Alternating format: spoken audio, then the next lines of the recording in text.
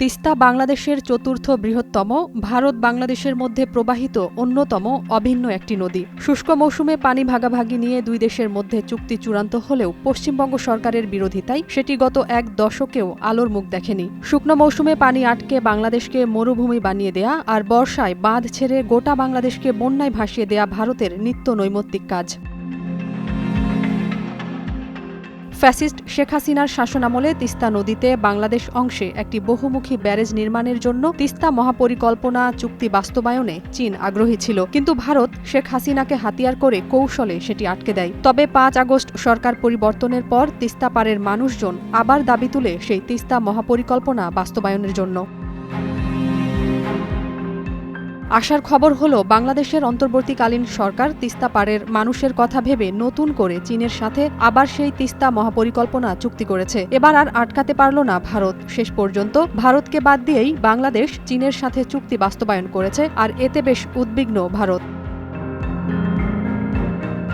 তিস্তা মহাপরিকল্পনা চুক্তি বাস্তবায়নে অন্তর্বর্তী সরকার তিস্তা পাড়ের মানুষজনের মতামতকে গুরুত্ব দিয়ে এ পরিকল্পনা বাস্তবায়ন করতে চায়। এ কারণে পানি উন্নয়ন বোর্ডের নেতৃত্বে চীনের চায়না পাওয়ার বিশেষজ্ঞ ও তিস্তা পাড়ের মানুষজনকে সাথে নিয়ে একটি জরিপ পরিচালনা করে, যা চলতি বছরের ২৫ ডিসেম্বরের মধ্যে প্রতিবেদন দেয়া হবে। তিস্তা নদীটি ভারত ও বাংলাদেশের লাখো মানুষের জীবিকার সঙ্গে জড়িত। এ ব্যাপারে সৈয়দা রিজওয়ানা হাসান বলেন, কোনো দেশ যদি মনে করে আন্তর্জাতিক নদী যেভাবে ইচ্ছা সেভাবে ব্যবহার করবে, এটা আন্তর্জাতিক বিধিনীতি সমর্থন করে না। তিনি বলেন, গেট খোলার আগে কয়েক ঘন্টা সময় দিলে অনেক মানুষ, গরু ছাগল আমরা সরিয়ে নিতে পারি। ভারতের তো এটা আমাদের না জানানোর কোনো কারণ নেই। তিনি আরও বলেন, বন্ধুত্বের পরিচয় হবে কাজ দিয়ে, এটা আমাদের দাবি থাকতে হবে। আমাদের যদি সময়মতো জানানো হয় তাহলে আমরা ক্ষয়ক্ষতিটা কমাতে পারি।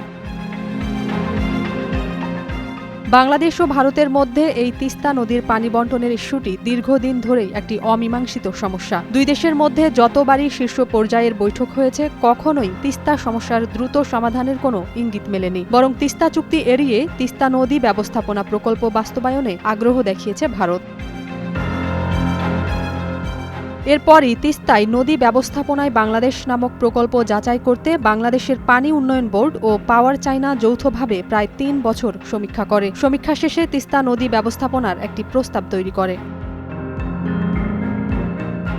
ওই প্রকল্পের আওতায় তিস্তায় নদী খনন, ভূমি উদ্ধার করে সেচ, নৌ চলাচল, পর্যটন, আবাসন ও শিল্পায়নের সম্ভাবনা তুলে ধরা হয়। এ প্রকল্পে আর্থিক কারিগরি সহায়তা দিতে চীন যখন প্রস্তুতি নেয় এবং বাংলাদেশ সরকারের কাছে আগ্রহ প্রকাশ করে, তখন তিস্তা প্রকল্পে নতুন প্রস্তাব নিয়ে সামনে আসে ভারত। সে সময় শেখ হাসিনা চীনকে বাদ দিয়ে ভারতের প্রতি আগ্রহ দেখালে প্রকল্পটি আটকে যায়। ২০১৬ সালে স্বাক্ষরিত মহাপরিকল্পনার চুক্তি অনুযায়ী চীন যে প্রকল্পের প্রস্তাব দিয়েছিল এবং চীন বাংলাদেশকে সাহায্য করতে এগিয়ে এসেছিল চীনের সঙ্গে, সেই চুক্তিটি আবারও বাস্তবায়িত হচ্ছে। নাজিয়াত রুনা, নয়া দিগন্ত।